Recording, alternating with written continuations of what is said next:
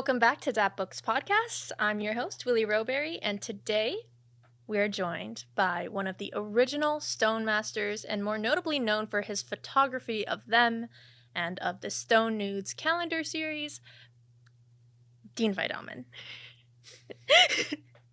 Fabulous to be here, Willie. Thank you for coming. Thank you for joining us. My pleasure. We wanted to start off by taking it back to the very beginning of your story. Can you tell us when you first picked up a camera? When I very first picked up a camera, I was probably about 13 years old. And the year prior, my cousin in Minnesota, I was living in LA. We went back to Minnesota, where I originally was born and raised till I was probably about 6. Mm-hmm. And anyway, my cousin was into photography, and he had his own darkroom, and he would process his black and white film and print it. And he made these photographs of his mother, my aunt, they were night, and it was just by porch light. And I was really captivated by the images. And so that's when I kind of picked up a camera. Right after that, I got into the high school photography gig.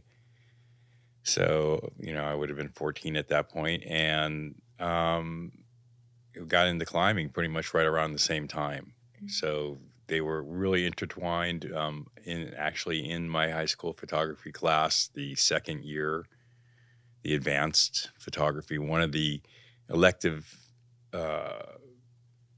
assignments you could choose was to take picture of the rock climbers at Stony Point. My instructor was an old-time Sierra clubber, and they had gone out to Stony Point back in the day. And so I think I was the only one who took up that particular elective assignment. And I rode my bicycle out there 10 miles, and there was climbers, and I was captivated. So as soon as you started taking photos, you were already taking pictures of climbers?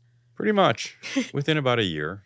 It is cool that they came hand in hand when you're together, or when you're growing up into it, because you're known for both things. Well, there is that. Yeah, it is cool. Like, actually, everything all came together, because that first time out at Stony Point, when I went down into the boulders, I saw a woman climbing, which would have been highly unusual at that time. Very few women climbed. And I knew of none, and I knew nothing of climbers, but she was climbing, and I thought, wow, that would be amazing to make a nude. And because in my research into photography at that point, I probably was captivated by nudes and probably by climbing. At 14 years old. Definitely at 14 years old, when, makes sense.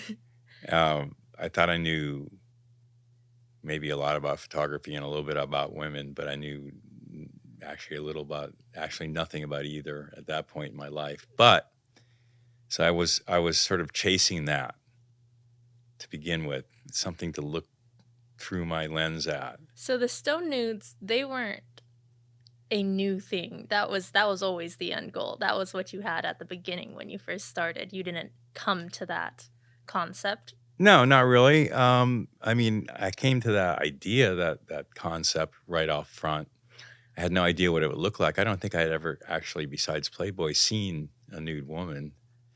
And very few climbers, and to understand climbers and climbing, you had to become one then to make your photographs. Like the first time out there, I actually put the camera down and started bouldering, following this woman around, and got to know her and talk to her and stuff. And she had a boyfriend. It didn't matter. She was like 18. So, but randomly, what it did teach me was how to climb. And as I was understanding how to move my body and how to look for the holds and the sequences to get up something, then I was able to compute that back into the camera and make a photograph that, I don't know how to explain it, but, a bad photograph would be maybe where you see one leg and part of another leg and just one arm, just understanding the symmetry of climbing, and when someone's balance is when you want to make that photograph, and define your own balance in the landscape as well. What's going on here? Like why are you psyched about this problem? Is it steep or the hold small? All that kind of stuff started to feed into how I was going to make photographs. So yeah, from that kernel, lots of things happened. That is. The reason you could probably pull off Stone Nudes so well is because you are a climber. I don't think Non-climber. anyone else could have. I've seen some non-climbers do things. People have, some magazines have copied things, and even if they're on similar locations, it's not the same. And which is fine. I mean, I have a body of work, hundreds of these photographs and over 20-year period. So that particular thing is like, yeah, you can do it, but you really want to throw yourself into it if you really want to get the best results out of it, I think. And by the time I got to Stone Nudes, where my head was at and my technical abilities and stuff allowed it to happen, I think, in a way. Yeah. Do you want to take us through your photography journey? In your newest publication, A Body of Work, we kind of cycle through all of your photographs from when you started with the Stone Masters, when you were chasing fashion, through the Stone Nudes, and even to when you started doing color. So can you take us through your journey a bit? Yeah. So like I say, things, originally started with that high school photography class. And then I immediately got into climbing. And then so I was kind of focused on making these climbing photographs. And so as I level up through making photographs through the decades, one of the things that always helped was research to see what's out there and where you fit in and where you could fit in. And so that's kind of something I started to do when I started climbing and making those photographs. Excuse me, was looking through these climbing publications, and there weren't many, but you would see certain photographs that would resonate, and I would look to see who made those photographs. And a lot of that stuff was made in Yosemite by Glenn Denny and Tom Frost in the 60s. And especially a lot of it of Glenn's, I would see some of Tom's, and then there was other photographers as well, but mostly Glenn and Tom, and they were working in black and white, and they knew what a climbing photograph was, and they knew kind of what like a portrait was, and they knew kind of like all the minutiae that made up a community and the images you needed, because those were the base images for all of climbing. And so that's kind of what I trained myself on, is like, I could see they would make portraits. I could see they would make climbing. I could see they would make life. Now people call it lifestyle. I call it life. But then, and I could see how they were all connected. So when I started with the Stone Master stuff, as I learned more and researched more and saw more of their work, I put more of that into my work, focusing outward, amongst my friends and in the landscape. And I truly made me want to become a photographer. But at that point, there was no money making climbing photos. Right. And, but I wanted to be a photographer. So, I guess I went to this photography school called Brooks Institute in Santa Barbara. And I was there for about a year and a half. It was a 3-year program. I was expelled after a year and a half. I had an affair on campus, and anyway, matters not. What mattered was it gave me a really good idea of photography. And before that, I had been working seasonally in photo labs, processing film and printing things. And after that point, I understood how to become a photographer, in a sense that whatever was in front of my camera, chances are I could get it to come out on a piece of film behind the camera. So I fell in love with someone, and we ended up moving to New York. And so in New York, I was kind of pursuing fashion, I think. First thing I did was work in these studios where you're making photographs of blenders and toasters and lawnmowers and all this catalog stuff, right? Okay. And that was kind of crazy. I had a friend that worked at one of these studios, and he's like, well, the first thing you need to do is make money. So you can either assist or you can work as a photographer. And he's like, I look at your portfolio and it's weird. And I don't think you could really assist, but you could probably make photos and you can probably make these catalog photos. Mhm. And so he got me this interview with this guy, and this guy goes, can you make these photos? And I was like, yeah, I think I had a couple photos from school of like a blender and a toaster, right? Because you have one of these classes where you do a commercial photography class. Mhm. So I had some of that stuff on white, seamless, and they loved it. They go, that's it. That's what you got to do. So they're like, you're hired tomorrow. And we'll give you $150 a day, which back in like early 80s was good. And so I started doing that. And this kind of throw you into this old studio in New York. The heyday of catalog studios was the late 60s. By this point in the late 70s, early 80s, I think, the heyday was long past. And so what they did was bring in these freelance photographers to run and work in these studios, and they get rid of you when the catalog is done in a week or so. So anyway, they threw my ass in there, and you have to sort of grab these lights and fend for your own space. And some people will help you and some people don't, because they want that money. And sometimes you'll be paid by the photograph, like a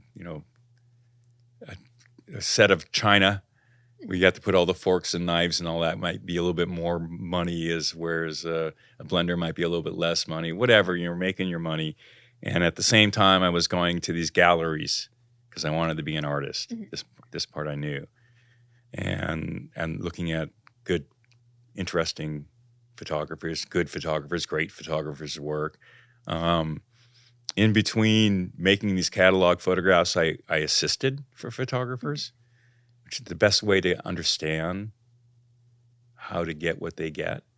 So I would find really good photographers, and I knew a lot of guys that were assistants, and they would recommend me, and I'd be on the set as the second assistant, loading film or what have you. But I'd watch, and I would see how they dealt with light, every situation. I could understand what they were trying to make, if it was fashion, editorial, what they're trying to do here, and the process to get it done.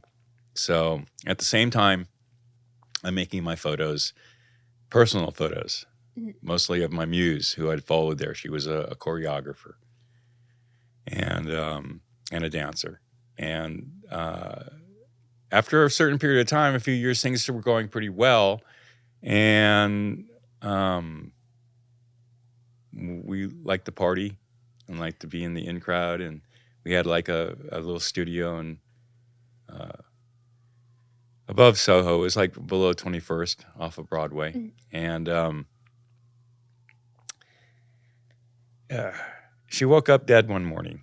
Well, she didn't wake up. But anyway, she was into pills and alcohol, and it didn't work out. Was that beside you? Yes, You were with her? I was with her when it Mhm. happened. And then there was all kinds of legal stuff that happened after that, because, you want to call 911, but maybe there's drugs around.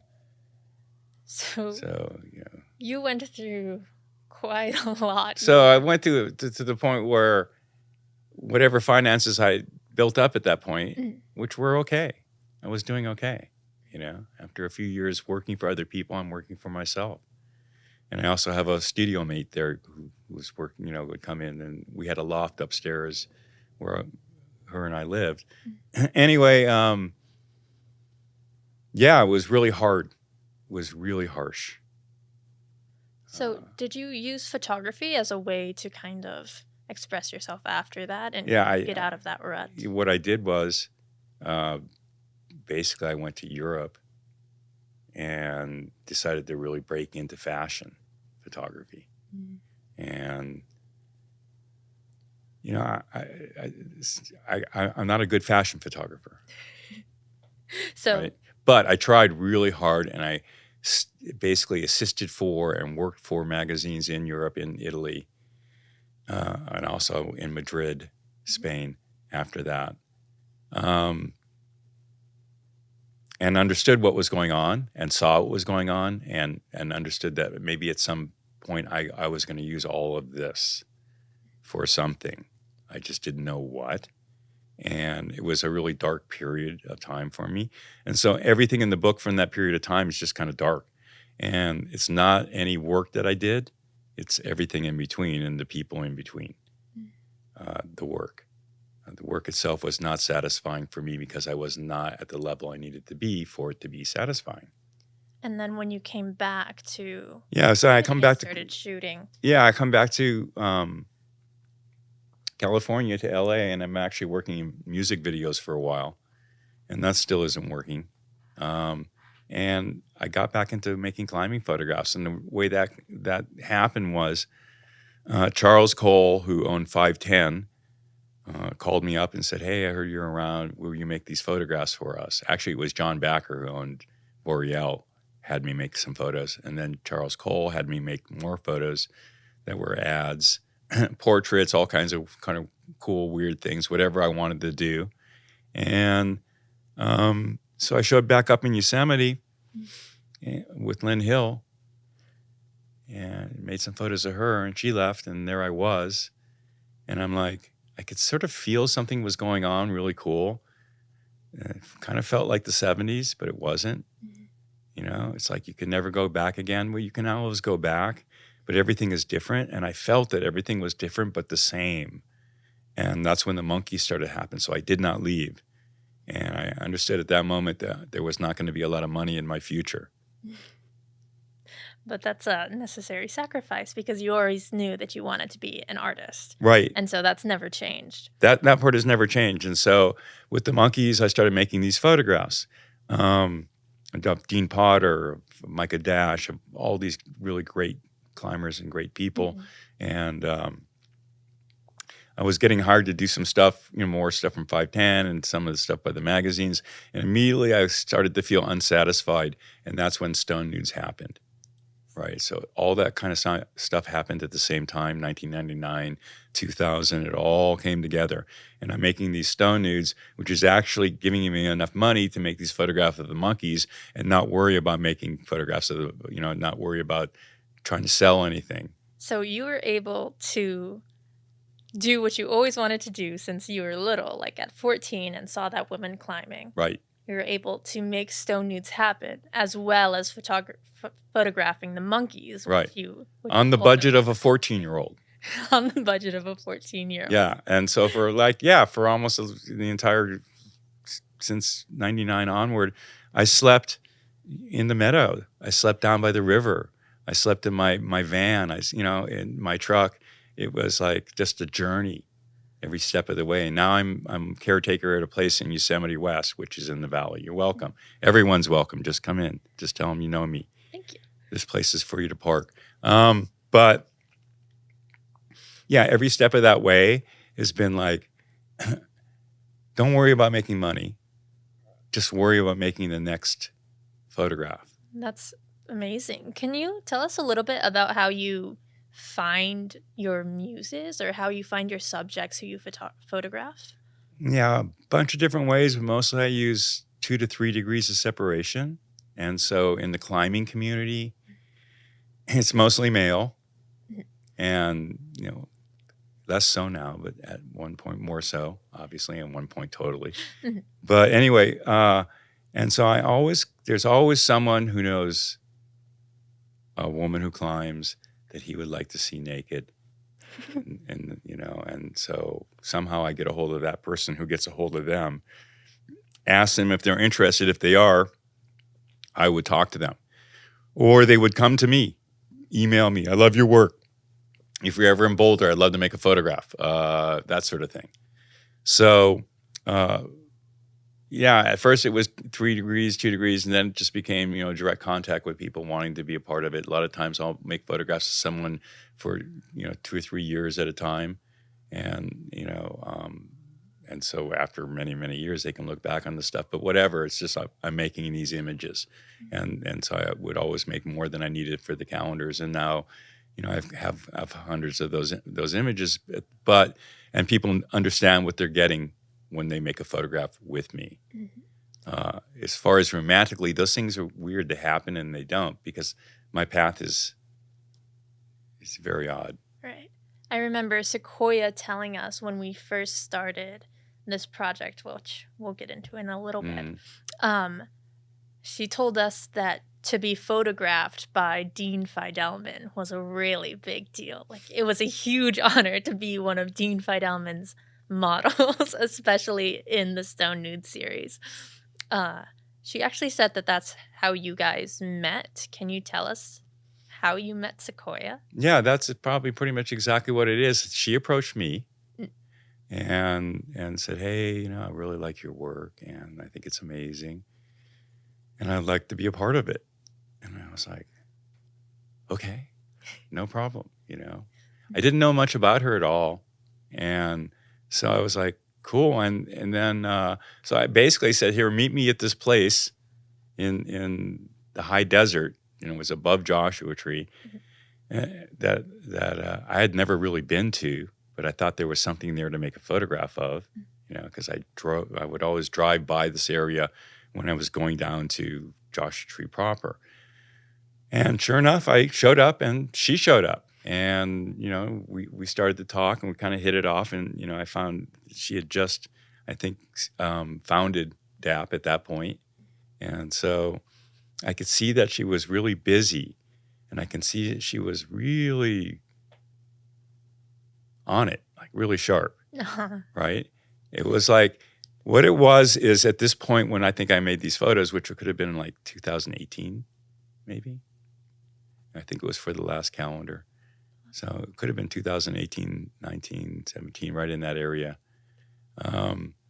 Anyway, when we made, at that point, I could see that the people that I was going to be working with, they always young, right? 22 to 28. It's like a really good spectrum of the age. Most of the people of when they were making those photographs. Their mindset, their experience now, people 24, and she was probably about 24 when we made these photos. Mm-hmm. Their mindset, their experience, their research, what they have seen and what they know about you is exponentially so much more, right? That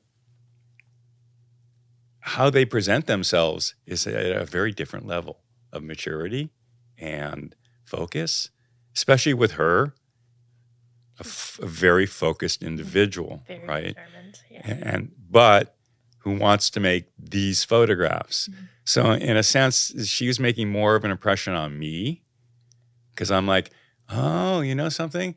After 15 years of pounding your head against the wall and saying, no one understands this work. No, here's someone who does. Someone who does. Right? And so there's... really helps when you're photographing them because right. You're on the same wavelength. You fully have that connection that you can work with that person, right? And if you wanted to say, there's this interesting thing we say in climbing. It's like, if you share a rope with certain people, certain climbers, older climbers probably, they've shared a rope with this climber and shared a rope with another climber and shared a rope with a climber. All these like famous climbers or well-known climbers all the way back. So you've shared that same rope, right? You're a part of that same experience. Interesting. Yeah. And so, in an interesting way, that's what Stone Nudes became. Everyone was a part of Everyone's all a part of that whole journey. And because I pursed it, because I looked at it, because I viewed it, because I lived it as a journey. And it's because I think of all these photographs that came before, and then the photographs that I was making then, right? So everything I knew from the Stone Masters era, and I'd made a book in 2009 with John Long, so I curated hundreds of these photographs from that era, right? As I'm making new photographs of this different era of climbers, 30 years, 40 years, 30 years past, or in the same location. And so I can immediately see that connection and all the little pieces are going in and how it all kind of goes back to one thing, flows forward to another thing. So yeah, at some point, making those images and with Sequoia coming into it, I could see how everything had really kind of changed. And really, honestly, that was my last calendar as well.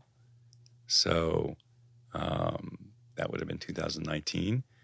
And so, yeah, the color started coming into my life at that point, right? Things really changed. And COVID happened. And I had ended Stone Nudes. I came out with a book March 2020.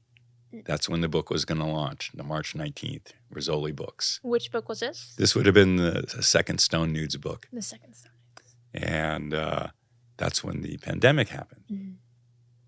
So everything shut down. And right before that, I had been living in El Portal, right below Yosemite, at Sean Leary's place as a caretaker. Sean Leary was a really great climber, also in my book a couple of times, who died base jumping in 2014. And Dean Potter died in 2015. But I was caretaking Sean's property for a number of years, from 2015 until 2018 or 19 when I ended Stone Nudes. And so for a brief period of time, I was at that point homeless and not making a calendar, and made that book. And I ended up becoming the artist in residence at the Yosemite Climbing Museum before it was even built. So I kind of hid in this museum. And at the same time, someone would come to me and make some photographs, very young artist from the South who was planning on coming up to work for the summer in school in Yosemite. Couldn't come up for the summer now because of the pandemic. I convinced her to come and make this museum with me. And so she came, and we were just kind of locked in this museum for almost a year, making this climbing museum. And, we printed the photographs, cut the mats, framed everything, put stuff on the wall. She made the captions, and we did all these display cases. Anyway, at the same time, somebody, Renan Ozturk, really excellent filmmaker, artist, photographer, had given me a digital camera, and I started making color photographs of my muse. With just my intensive purpose was only to make photographs of her. And Yosemite was on lockdown, so we were able to get in, and there was no one around. And we were able to sleep down by the river, and we would sleep by the river and make photographs, collect stones to bring in and put into the displays that we put pitons on, and just be in our own little world. And people would come in and laugh, and we'd get high, and they leave, and we go back up to Yosemite, and we make these more photos. And this lasted about a year. And then right when the masks came off, she left me, breaking my heart. And so I continued with this color because I knew nothing else to do but to make these photos. And so I continue making these photos in color now, which were hopefully very different from everything else that I'd made. Yeah, they are very different. We have them included in a body of work, which obviously encompasses all the different types of photographs you've taken over the years. We kind of go over the whole spectrum. Could you talk about the concept of Fidelman, a body of work, and how the book came to be after all of this has happened? Yeah, Sequoia started talking to me a few years ago, probably would have been 2021, maybe a little bit earlier about that. She wanted to do a project with me for a while. Just tell me what you want to do. What do you want to do? Tell me what you want to do.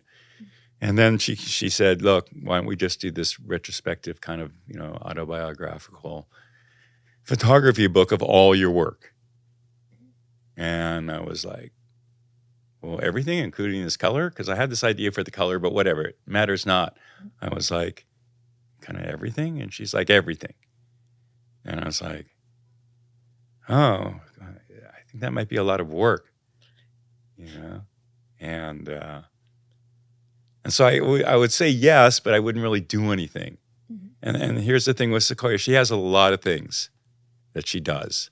Yes. And she's busy and successful and focused. And so she's like, well, if you're not going to do anything, then nothing gets done. She knows this, and she knows this about me as well, because she's seen my other work. I've made, 5, 6 books with John Long, 5 books.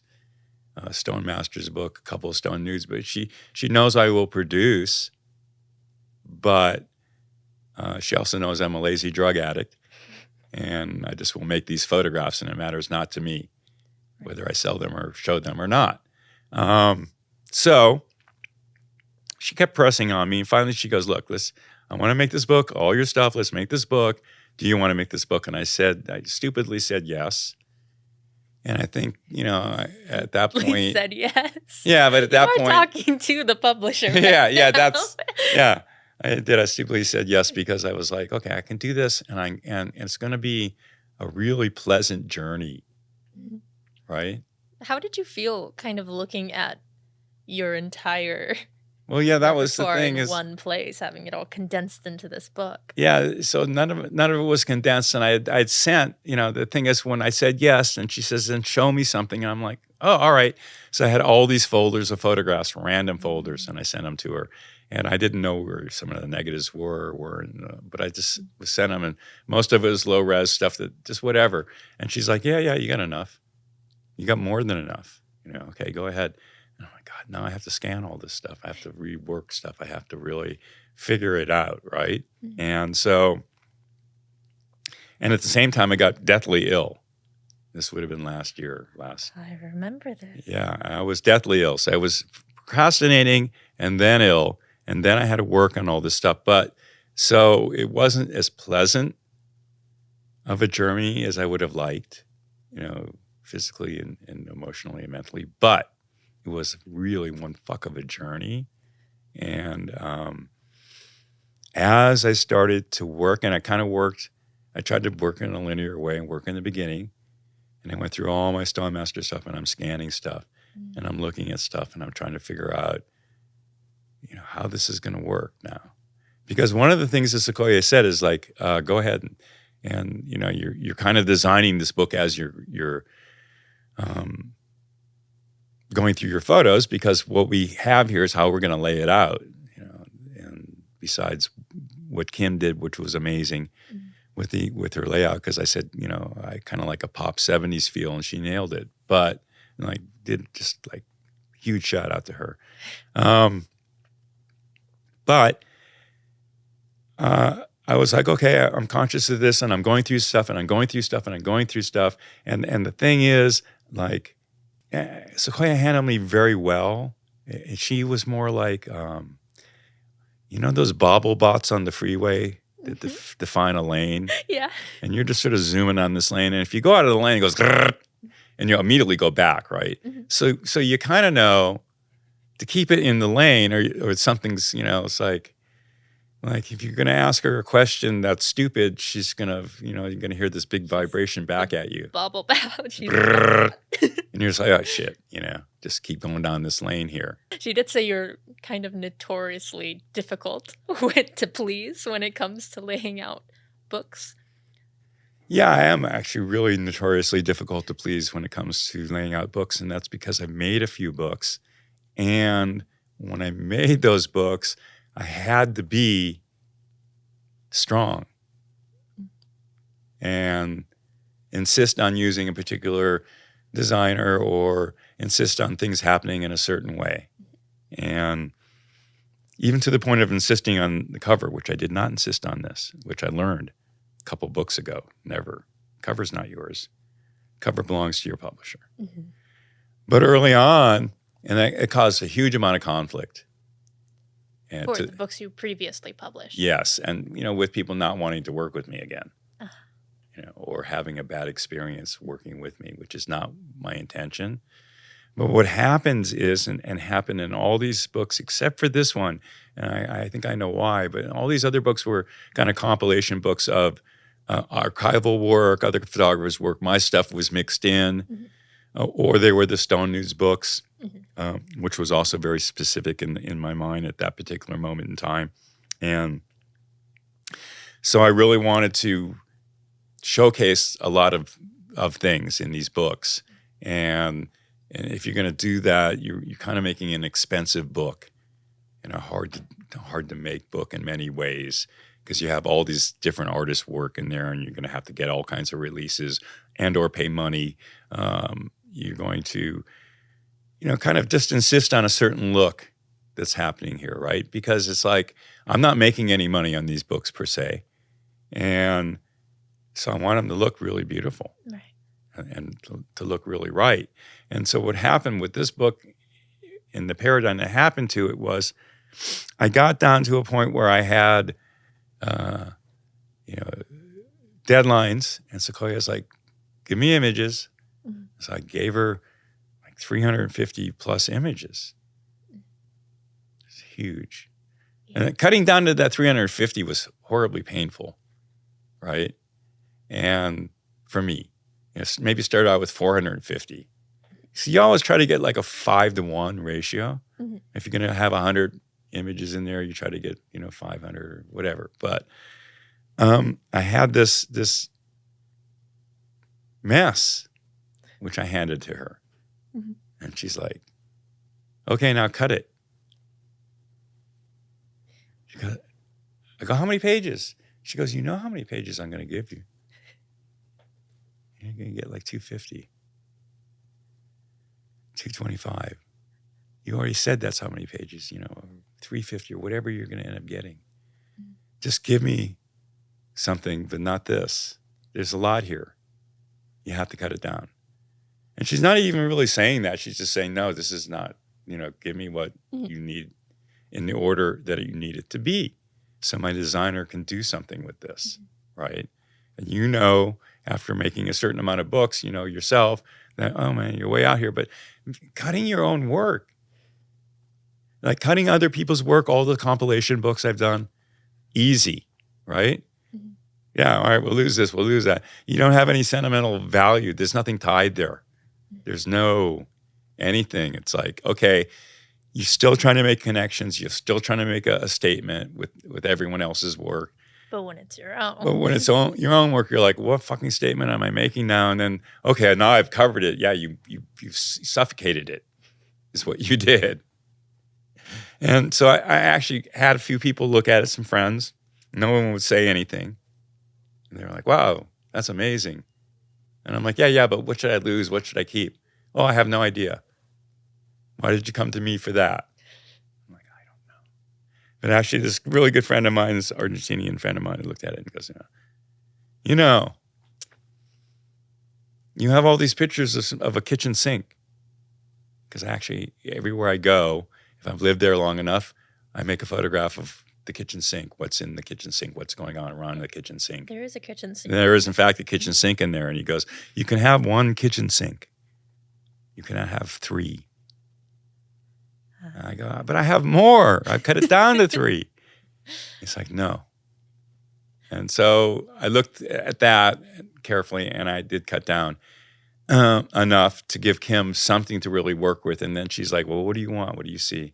Mm-hmm. What are you looking for? And I said 70s, kind of pop. I go, the great thing about the 70s is you made this art, but it wasn't presented as art, right? It could be anything. You could paint on a hubcap. You could, right? Andy Warhol could do screen prints and throw a little ink on there and some paint, sign his name. Art was the intent. It wasn't this formal thing in a frame. There was many different ways to view art coming from the 70s. And I kind of felt like if I viewed all this stuff as art per se, it becomes too precious. Mm-hmm. So I'm just like, let it be sort of pop. And that's what she did. Kim, you're amazing. She is amazing. Kim, she did a great job. Amazing. It's a gorgeous book. Yeah. We have a couple funny stories from Kim because she did lay this out. Her partner at home, while she was working on this book, when throughout the week or 2 it took for her to lay it out, he'd just go to her and say, "Are you still working on the titties?" Still am. And when she sent it over to us, I don't know if you've ever experienced flipping through nudes with your boss, but it is quite an experience. Yeah. It's especially, I don't think I can say that she's featured in the book. But there's a moment we were going through what Kim had laid out, mm-hmm. and we were trying to decide which ones were a little too graphic to put in the book. And I stopped on one, and I said, if this one were in color, I'd say cut it. And there's a silence in the room. And Sequoia just says, that's me. And so we kind of just brushed it under the rug and moved on and pretended it didn't happen again. And I made no more comments about any of the women in the book. But I think I know which photograph it was. Actually, there was an interesting story about maybe that particular photograph. And actually, we usually end with okay. we usually end with the author reading an excerpt from their book, but since the words were written by John Long in this Yes. one, and it's a photography book, why don't you just tell us a story about that picture? Okay, yeah. So I was tell a story about a particular photograph that I Mhm. made. And it was in El Cap Meadow, and the photograph was The photograph was originally inspired by when I began climbing, and like I say, all this stuff goes back to my adolescence. And I truly believe in some weird way, as you come in is how you go out. If you're able to close the circle. And so as you come in is how you go out. And so when I used to ride my bicycle when I was 13, 14, out to Stony Point to go bouldering and make photographs, 10 miles either way. So it was a nice little warm up to get there. I would go down, especially on the weekends. This is before I started leaving and going to Joshua Tree and such. There would be all these vendors along these major streets in the San Fernando Valley they were selling like blankets that they would put up on the chain link fences, and most of them were Latin vendors. So various handicrafts and really kind of cool stuff. Yeah. But I would see a lot of these carpets, and they would have an Aztec goddess that was nude and laying down, and the mountains looked like her body. Oh. And I would see that sort of silhouette-y kind of things, and it left a mark on me, right? The nude in the landscape. That's sort of how they were able to blend it. You know, you see stuff in museums of that quality, that genre, but seeing the stuff on the street, seeing it then and there, left more of an impression on me, right? Because I could see that these people had more of a connection with the landscape, in a sense. And I was having a connection with the landscape, very much so, by climbing with it and making these photographs. So over the years, I understood that everything you see is going to have some sort of impression on you. And so that particular image and the particular pose, what happened was, years later, I would be, when I had a car, I would be driving to these climbing areas and doing cross-country trips or what have you, going to Colorado. You'd be on the road, and there would be these trucker flaps. And on the trucker flap, there'd be a silhouette of a nude woman, right? Mm-hmm. And she was pretty much in that same pose that I used. And so, and you catalog it. Boom, catalog it. So anyway, I decided I want to make that photograph. And so I'd made some photographs of Sequoia earlier, and that was at Joshua Tree, that area, high desert. And I said, come to Yosemite. This must have been like January. I said, it was particularly dry January. I said, come to Yosemite. I want to make this photograph. She goes, there's snow. I won't be able to climb. I go, that's not a climbing photograph. I have this idea for this photograph, and I've wanted to make this photograph for a while. And so I want you to make this photograph. So she came, and we walked out to the meadow, and we went right off the trail. And the thing is, that particular winter and that winter light is only a sliver of light, and it lights up El Cap, and it lights up that part of the meadow. And it only does that for like 2 weeks out of the year. Like everyone goes there for the firefall. I'm actually going for this sliver of light in the meadow where I can put a nude, right? So we walked off the trail. There's no one there. And she sits there with her clothes, and we sort of get this thing, blocked in, more or less, and getting an angle. And, I've got a medium format camera. Pentax 6x7 looks like a giant 35 millimeter camera, but it's 6x7 medium format at 10 photographs per roll. And so, we get it blocked out. Okay, go. The light's nice. Go. Sit here. Get the pose going. And we're making these photographs. And I hear this, oh my God, that's disgusting, from behind me. And I'm like, I put down the camera, and there's 4 people. 2 male, 2 female, and they're senior citizens. They're much older than me, right? And they're like, The men are protecting the women by saying, this is disgusting. Here's this beautiful woman, right? And in this beautiful location, it's obviously we're killing it with this photograph. Mm-hmm. And the women go, she's so beautiful. And the other woman is like, oh my God, this is amazing. And I turned back and just started making the photograph again. And they wandered off. And at that point, I was like, dude, no, everyone seems to get this. How interesting that the men were the ones to say. They were trying to protect the women, and the women were the ones who were actually getting it. And the men, they had their research and their training, and their concept of nudity was so off. Mm-hmm. That it's like, but people will see what they want to. It's true. But you do really such a phenomenal job in capturing the art of nudes in the natural setting. This is a gorgeous book. Thank you. Your photography is gorgeous.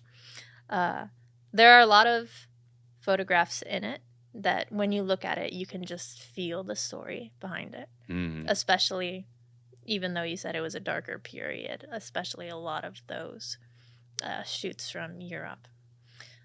So for everyone listening, if you do want to see this collection of photography, be sure to pick it up on dapbooks.shop. It's called Fidelman, A Body of Work by Dean Fidelman, words by John Long. Thank you again so much for coming, Dean. It's been a pleasure. Thank you, Willie. It's been fabulous. And to all of our listeners and anyone watching, this has been DAP Books Podcast. My name is Willie Roberry. Be sure to follow along with us on our socials. It's DAP Books Pod on Instagram and D'Angelo Publications everywhere else.